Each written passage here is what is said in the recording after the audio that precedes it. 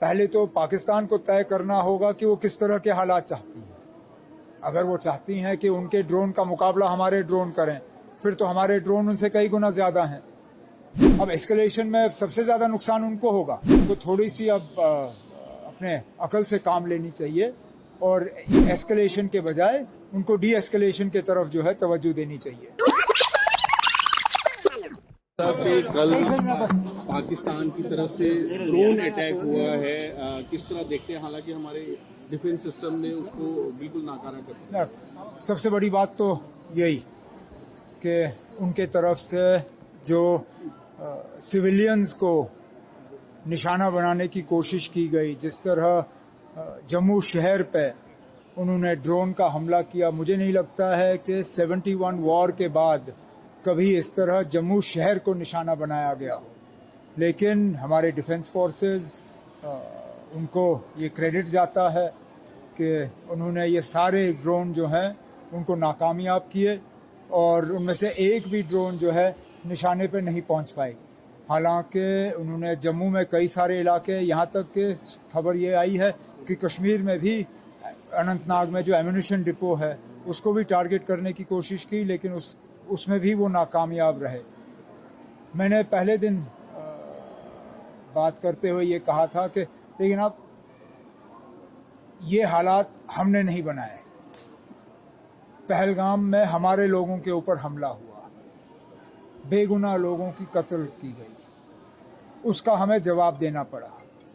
लेकिन ये जो अब लगातार इसको बढ़ाने का सिलसिला जो पाकिस्तान की तरफ से हो रहा है, इसमें ना पाकिस्तान को कोई फायदा है ना उनकी कोई कामयाबी होगी।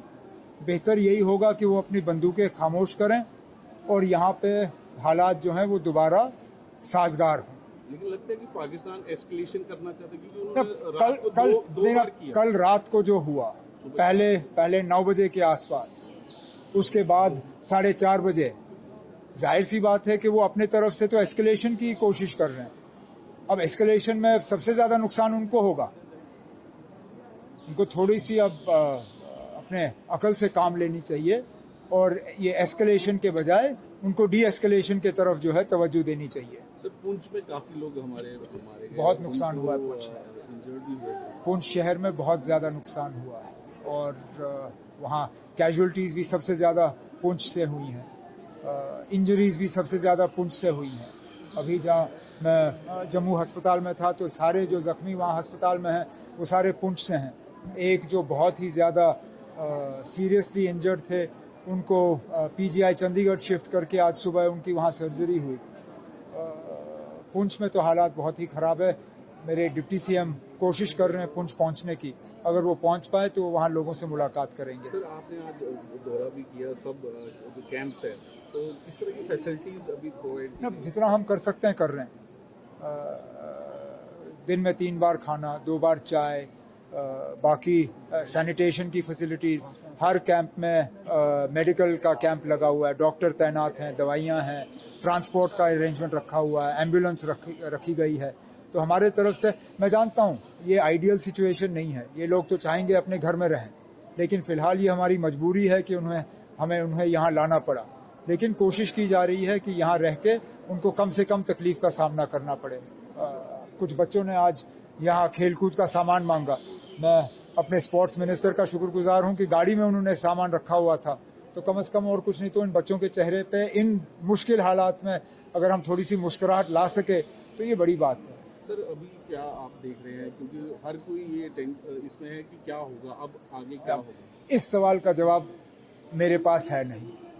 इस सवाल का जवाब शायद ही हमारे मुल्क में किसी के पास है। पहले तो पाकिस्तान को तय करना होगा कि वो किस तरह के हालात चाहती है। अगर वो चाहती हैं कि उनके ड्रोन का मुकाबला हमारे ड्रोन करें, फिर तो हमारे ड्रोन उनसे कई गुना ज्यादा हैं। हमारे पास हर हथियार जो है उनसे ज्यादा है। उनका नुकसान ही नुकसान है इसमें। तो इसलिए मैंने कहा उनको अकल से काम लेना चाहिए। वो अपने बंदूकें शांत करे, यहां से बंदूक खुद ब खुद शांत हो जाएगा।